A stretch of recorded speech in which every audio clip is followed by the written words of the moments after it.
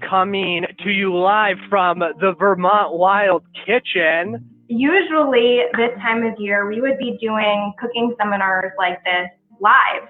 Obviously, this is my tryout for being on the Food Network. The first few months of fall, I'm like okay to eat just butternut squash, puree, in soups, whatever. And by this time of year, I've still got so much of it, and I like need to do something else with it. That can seem like a very challenging technique, but it's really not.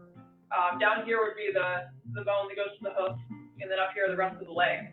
The ramps come up during the springtime, and you can find them under deciduous trees, and they really like that full sunlight in the spring when the leaves aren't out. We'll stick it in the oven. The magic of television.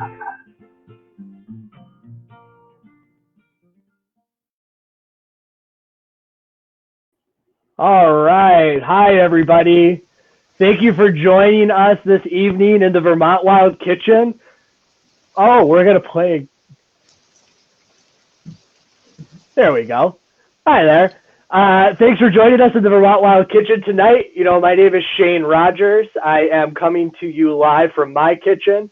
I'm very excited to have with me today Judd Krotzer, who is a fisheries biologist with Vermont Fish and Wildlife. Tonight for our episode, we are going to be talking smoked lake trout as well as some garlic mustard pesto. So it is primed to be a nice wild episode on this sunny Thursday evening, and we're really excited to have you. As always, if you are tuning in for the first time, we welcome you to drop any comments, share any questions or stories, recipes in the chat. We'll, if you have any questions for Judd, especially, please drop them in, and we're going to do our best to get those answered. If you have any experience with the wild edibles that we're talking about today, or if you have any amazing, wonderful Vermont fresh pears that might go well with smoked trout or the garlic mustard pesto, please feel free to drop this in. This whole entire show is good because you all are tuning in. So with that being said, I am going to throw it over to Judd, who's going to walk us through some smoked lake trout. Judd, thank you so much for joining us. We're excited to have you. Yeah. Hi, everybody. I'm glad to be here. I love to eat fish, and I love talking about eating fish and catching fish, so glad to be here. And so smoking it's quite a process. It does not lend itself to this format that well, to do a live cooking show, because it actually takes days to do, but I'll show you some of the kind of critical steps and walk you through the process. The first step, of course, is to get the lake trout. And to probably, when you think about catching lake trout, you know, most people probably think about going out in boats and catching them, and that is the way a lot of people catch them. And the reason for that is lake trout need cold water. And so if you're thinking about summer fishing, you're going to be fishing from a boat, and you're going to be fishing deep. So that does kind of limit the availability of lake trout to people that can be out on a boat. But you can get them without a boat when there's cold water everywhere. So that could be ice fishing season. So ice fishing, you don't need the boat. You still need some special equipment. But you can go out and get them. And that's actually when I catch most of mine. And I will, if I don't catch a lot on a particular day, I might put them in the freezer and get them out later to smoke them, because, as I said, smoking is a process. So it's nice to have, it's nice to not just have one fish to do this. You want a couple to make it worth the while. Yeah. But the other time that you can do this is actually right now, and you need even less equipment because you can actually catch them from shore. At this time of year, the ice well, the ice is gone pretty much across the state now, which is earlier than normal at this time of year in April. Usually we still have some ice up here in the Northeast Kingdom, but the water's still cold, and so those lake trout can go wherever they want in the water, and that quite often could be in the shallow water because that's where there is food. There's crayfish, there's small fish. And so you can go out with a rod and throw some spoons, some jigs. A lot of people like to use dead smelt, and they'll just put those on the hook, throw them out as far as you can, and just wait for a lake trout to come by. So this is the time of year when lake trout can be more accessible to anybody that doesn't have much equipment. And how big are the lake trout that people are pulling in from, say, like Lake Champlain off the shoreline this time of the year, do you think? Oh, the minimum length for lake trout on Lake Champlain is only 15 inches. But most of what people are going to be catching is probably well over 20 inches long, up to 30 inches. So, and you can measure those fish in pounds. So you're talking 3 pounds up to maybe 8 pounds. So those are good sized fish. Many people feel that the smaller fish actually are better for eating, and I think the 18 to 24 inch range fish, I eat a lot in that range. Those are younger fish,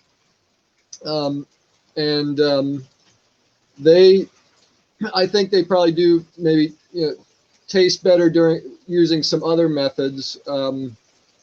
Certainly you can smoke those, but some people prefer to eat those smaller fish. I think the bigger ones taste fine too, but the nice thing about eating the smaller fish, though, is, as I said, they're younger. Lake trout can live up to be over 40 years old.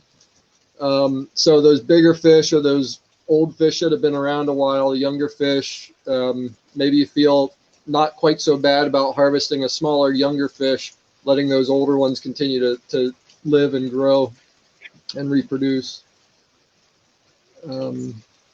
Yeah. No matter what, they're a fun fish to bring in. From what I've seen, I haven't pulled one in myself yet, but it's on the bucket list. And I should mention now too, one of the main reason I like to smoke lake trout, I think they're the best fish that we have in Vermont to smoke, and that's because they have a high oil content. Fish that have more oil in them tend to do better on the smoker, and I think it's because that oil content keeps them from getting dry. I have smoked bass, I've smoked pike, northern pike, and it's okay, but definitely lake trout and other trout species, I prefer those on the smoker because of that oil content. So you've got your lake trout, then you have to fillet it. And so hopefully there's plenty of videos and other material out there. And I think even previous episodes on this show, you probably have seen that. And if folks are looking to learn how to fillet, there's a great episode where Corey Hart's filleting perch, which would be a pretty similar process. Am I right? Yeah. Yep. Similar process, is just dealing with a much bigger fish. Yeah. A lot more meat on there. Yeah. So once you get them filleted, then I put them in a tub with a brine, and there's lots of different recipes for brine. You included one there, I believe, and it's basically just water, salt, sugar, and maybe some other seasonings. And some people recommend leaving it in the brine for just a couple hours. I prefer going 24 hours to 48 hours. And maybe it's just because lake trout are kind of a bigger fish, so your fillets are thicker. I like giving them a little more time. And you just leave them in the fridge in that solution for that time. That's pretty easy. But again, it's a process you have to start planning a couple days ahead. Once you get them out of the brine, then I actually put them in my smoker. The next step is to dry them. And there are different ways to dry the fillets. Well, you get them out of the brine, you rinse them, pat them dry with paper towels, and then some people will put them on racks, like, you know, cookie cooling racks, and maybe put them in the. If you're going to do that, it's probably going to get to dry because you're not getting the air circulation. What I do is I will show you my. I'm going to turn this around and show my. My smoker to show what I do.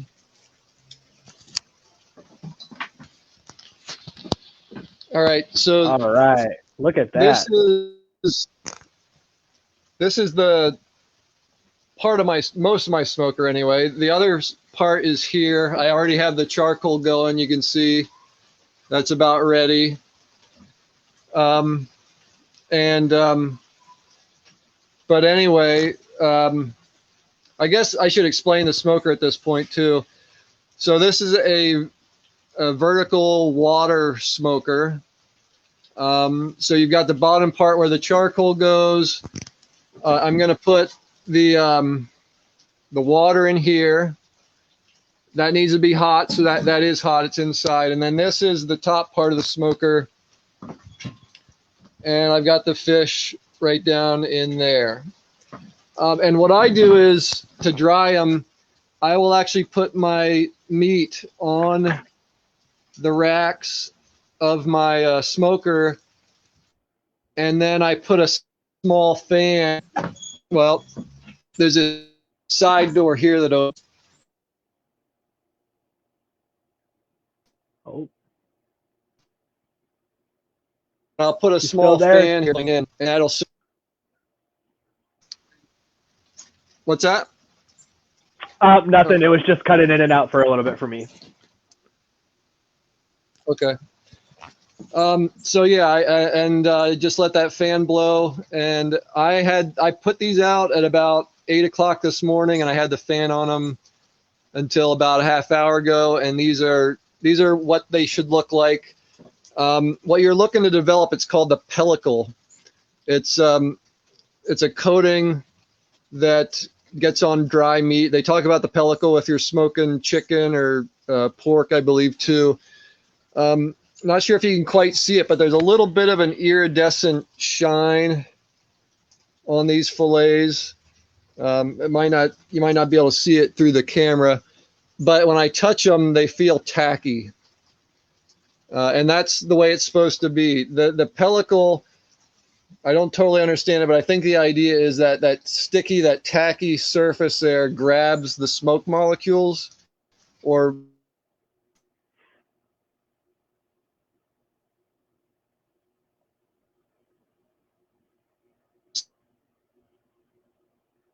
Uh-oh.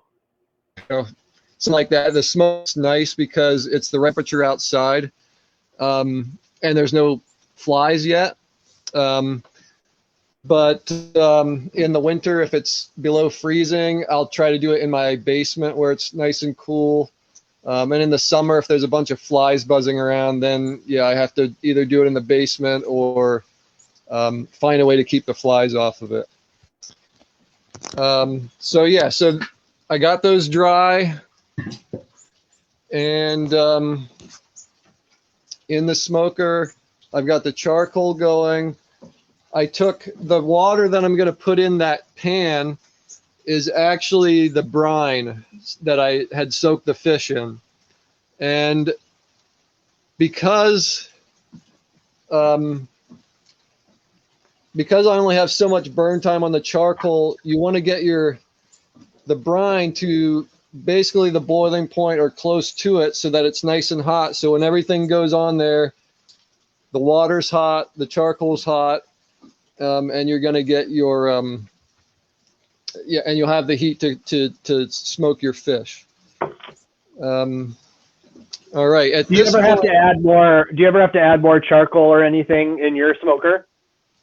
I haven't. I get about 3 to 4 hours of burn doing this, and that's sufficient with this method. I have heard of people trying to put new charcoal in, but that load of charcoal will give me what I need to get through this. Cool. I know I just built a smoker myself, and I do not get that long of a burn on my charcoal or my wood. So I'll have to be adjusting a little bit to your recommendations here. All right.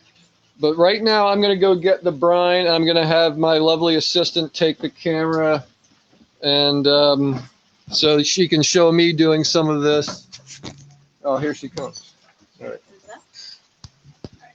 Thank you. No, the microphone didn't actually work. Okay, so we've got our nice hot brine right here. The only other thing I didn't do yet, which now is a good time to do it, is I'm going to add the wood. So I've used hardwood pellets from my pellet stove. I've used just cuttings from apple trees when I'm pruning them. This is the first time I'm going to try this. This is some butternut that I made a project for my son out of butternut, and I smelled it, and it smelled really good, and it seemed like a good wood to use for a smoke. I have heard that you can use just about any hardwood for smoking. So I'm going to throw some of this in there, and this is going to produce our smoke. You get some smoke out of the charcoal, but adding some wood chips or wood pellets will give you some more smoke in there.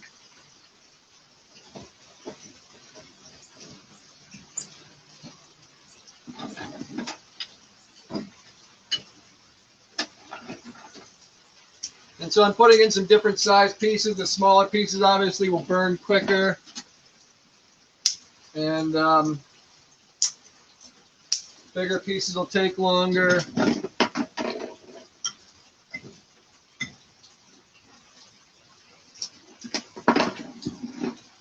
I'll just do one more here. And then my smoker comes with this, which I assume is to put the water tower or the water pot on. So that's what I do. I put that down. I'm just going to take my steaming hot brine, pour it in my water pan. Yum. Put that on there without burning myself.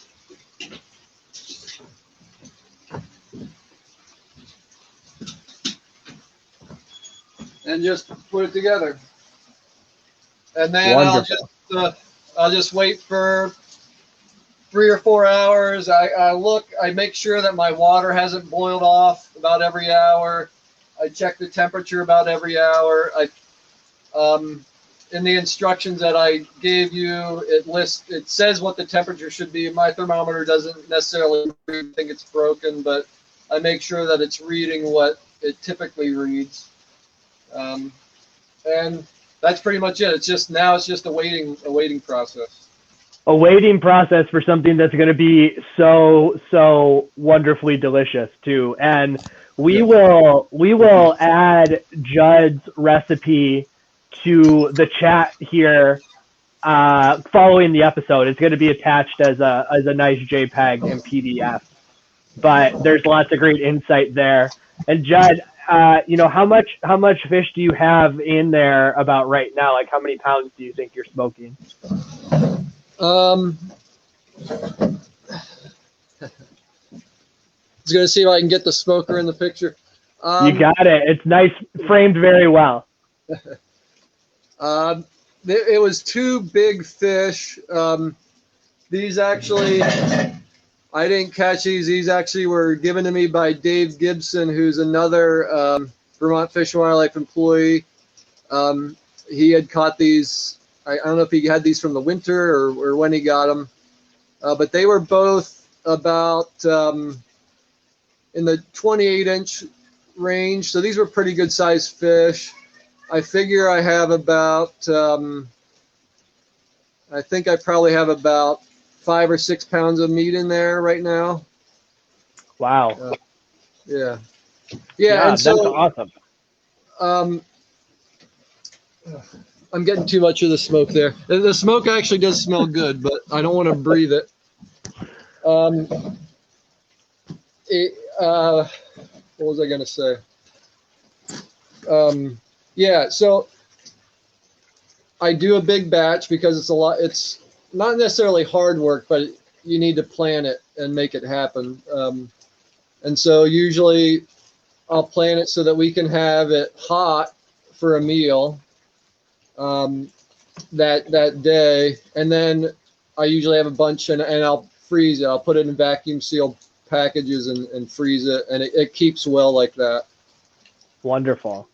That's amazing. And folks, you know, Vermont Fish and Wildlife in the chat, they just dropped a link about when and where. Well, I guess not. You can see what has been stocked. It doesn't tell you when anymore, when they're actually stocking.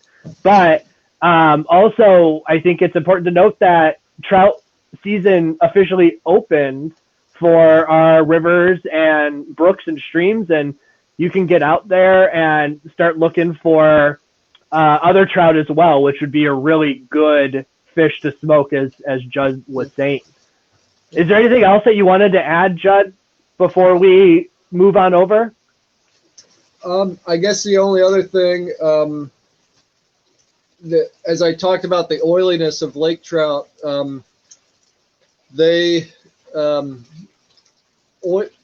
that have a higher oil content tend to have a higher omega-3 fatty acid content as well.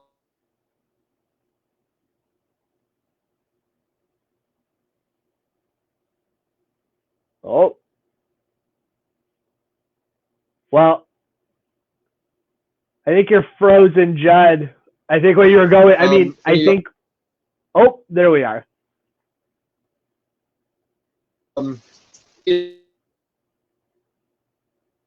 Judd, you're cutting in and out on my end. So I think what I'm going to do here is I'm going to transfer over.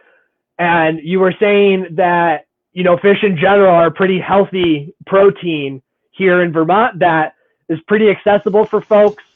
And I think one of the nice things about being able to go fish out there is that there's so many resources. Vermont Fish and Wildlife has videos.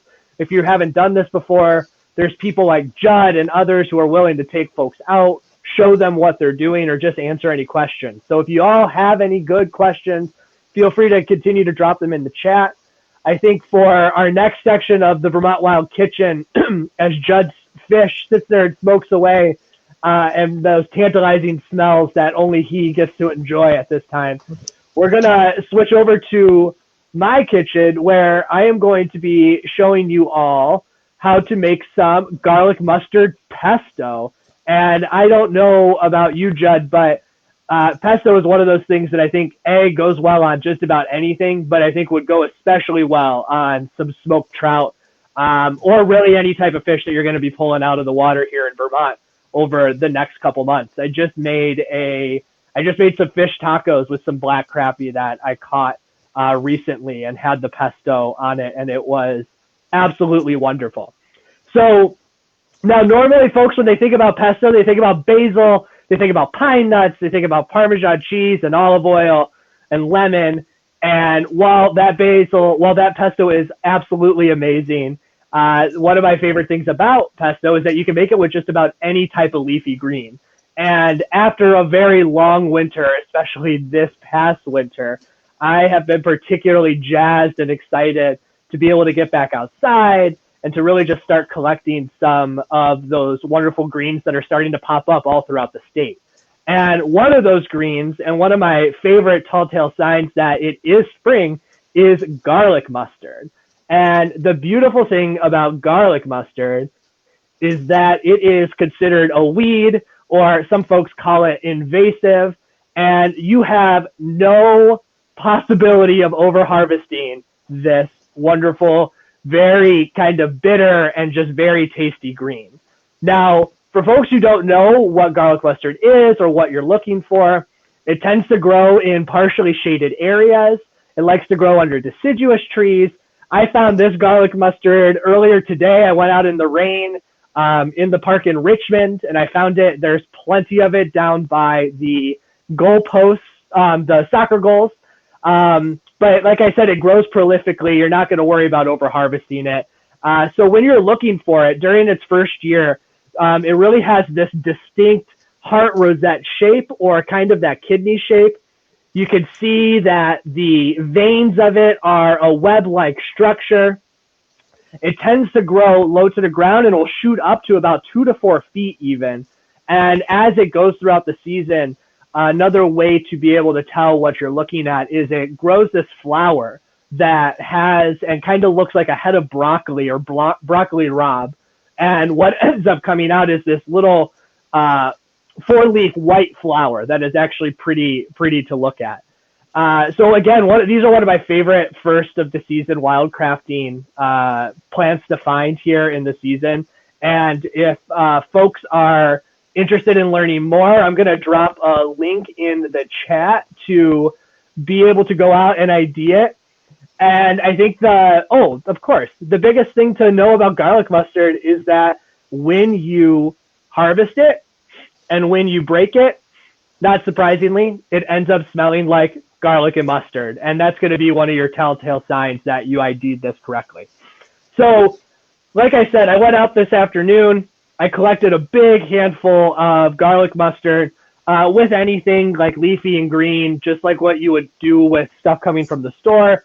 Give this a quick wash. I put it in my basket, washed it off, gave it a quick spin.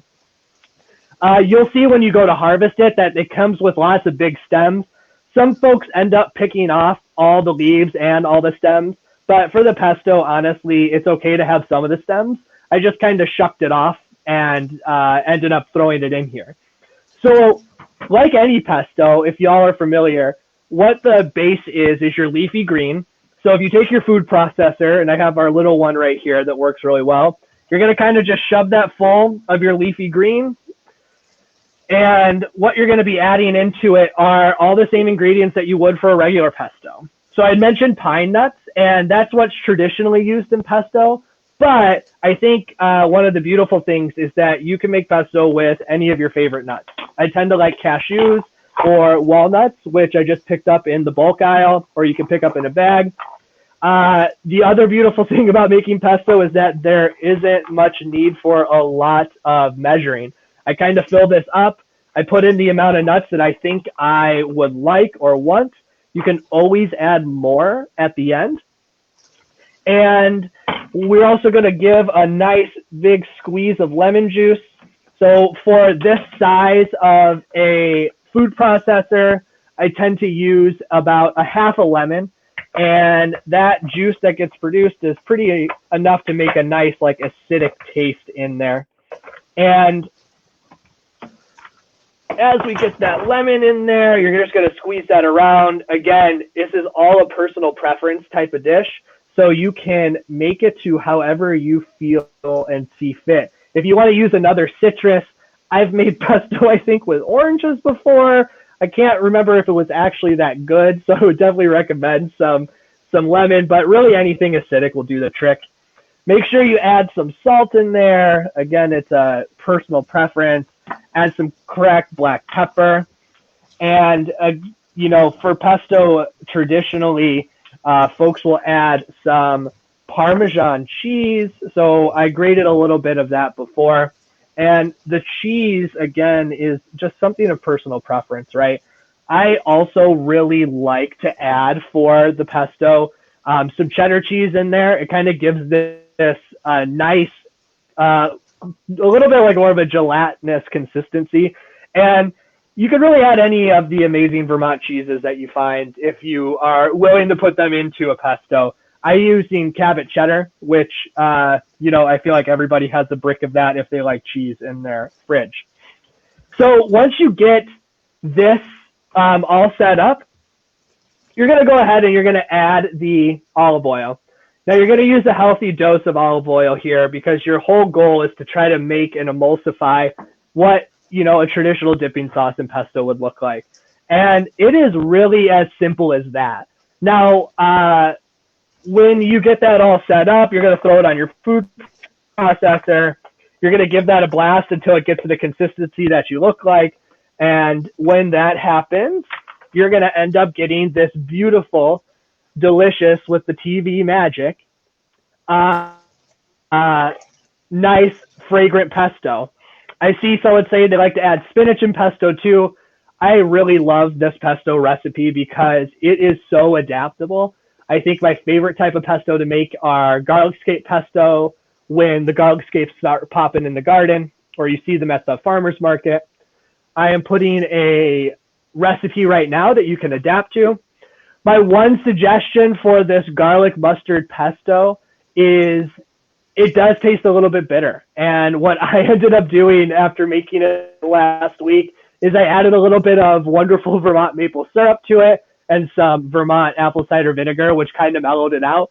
And then as it sat for a day or two, the flavors just all melded together into this just beautiful, delicious, wonderful pesto that you can put on your smoked fish. You can put it on your fish tacos. We put it on some pasta. It goes well on pizza. And the best part about it is that it is all collected from the woods outside or where you're going on a walk. So, folks, that is our show today. It's nice and short and sweet. Moving forward, we're going to be continuing to do the Vermont Wild Kitchen every Thursday, at every third Thursday of the month at 5 p.m. We're going to have some amazing guests coming up here, just like Judd, with expertise in fishing and hunting, as well as folks like myself who are just exploring what it means to eat wild edibles in the kitchen. And I know we have a question of, can we see Judd's final product? And I know, Judd, you said that it's going to take like 3 to 4 hours. So what we'll do is we can maybe post a photo at the end that can live on the comment section here once it's all up and done. But I promise you that it is going to taste and be amazing. So, folks, again, we hope you tune in to the Vermont Wild Kitchen every third Thursday of the month. And we are always looking for folks to share their recipes. So please feel free to share your recipes with us or your photos using the VT Wild Kitchen hashtag on Instagram. Judd, did you have anything that you wanted to close out with before we end the program for today? I guess I could just say, that I did think maybe I should have dug some out of the freezer to show the finished product. But yeah, we can send a picture. What it'll look like is, the fillets that you saw there, they'll look a little bit smaller because they do dry out a bit. And so they'll shrink up a little bit. They'll take on a darker color. They'll take on a brown color. And if it's in there and you've got the right temperature for 3 to 4 hours, it'll be done, and it'll just flake apart. It'll look like a lot like smoked trout that you might have got at the store.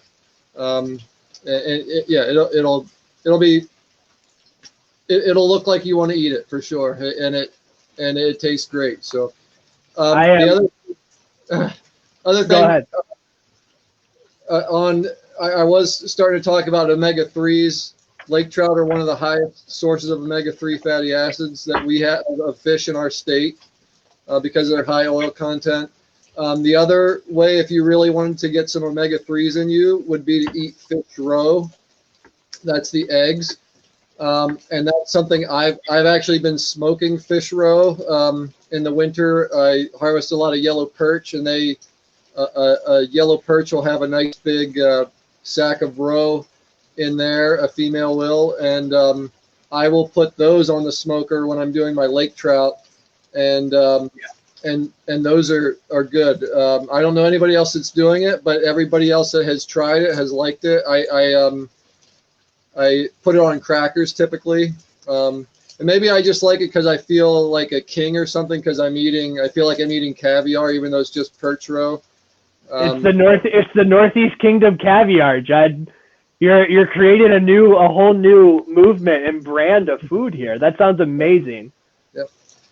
But yeah, so fish eggs have a lot of fatty acids in them, so that's another great source for omega-3s. Awesome. Well, Judd, we are so thankful for your expertise and for you being on today and for showing us how to go about, having a delicious meal from some of the resources here. And again, folks, I encourage you to think about what amazing Vermont food, goes well with some of these. CSA subscriptions are open. Our farmers are working really hard too to be able to tend the land, and we're all finding food together. So with that, we're going to wish you good night, and we look forward to seeing you all next month on the third Thursday of the month. So thanks for joining us in the Vermont Wild Kitchen. We will talk to you soon.